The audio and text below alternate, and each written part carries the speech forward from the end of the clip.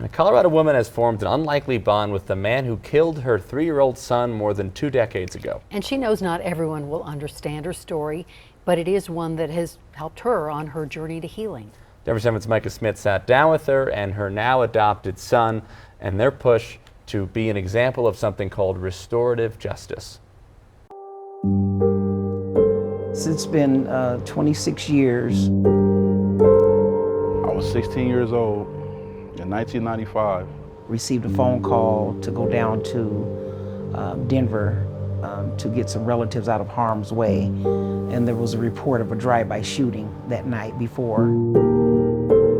When we went down to the Park Hill residence to pick up relatives, the shooters returned. And I was a participant in that crime. Both of my sons were in the back seat, and Kason lost his life that night.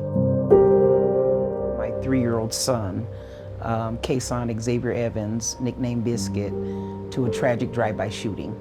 It was told to me that it was my bullet that they pulled from the young man. On December 21st, 1995, 16-year-old Raymond Johnson shot and killed Sharletta Evans' son. 3 days later, from the time Kason was killed, is when they apprehended the shooters. Evans and Johnson first came face to face inside of a courtroom. He was just a baby, he was a child.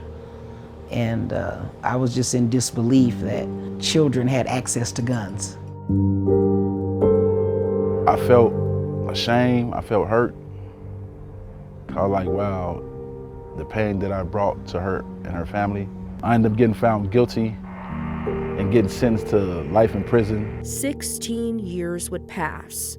During that time, Johnson would leave his gang, become a Muslim, and start to seek forgiveness. My focal point was to heal her from the wounds and the pain that I caused her and her family, to heal my family, and as a byproduct of their healing, to heal myself. That he was more of a young man that actually cared about who he harmed. The pair began participating in a pilot restorative justice program where they had tough conversations about what happened. That was hard because you got to meet certain levels of repentance. First, you got to admit that you had committed a wrong, that you had to restore something. It was May 23rd, 2012, that we started that, our relationship in that way, and starting to getting to know who he was. And we had that dialogue to where it just really put us both in a great place. Evans began advocating for Johnson's release and other juvenile offenders serving mandatory life sentences. Evans' work and the work of many others led to a Supreme Court decision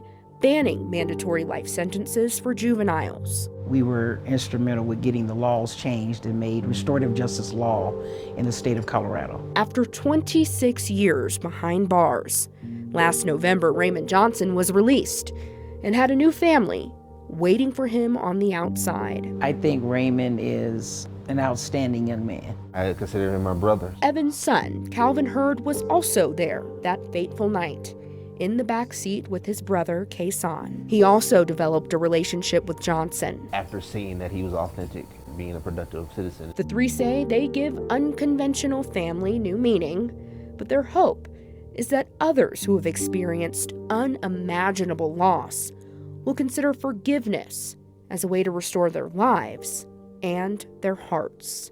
Reporting in Denver, Micah Smith, Denver 7.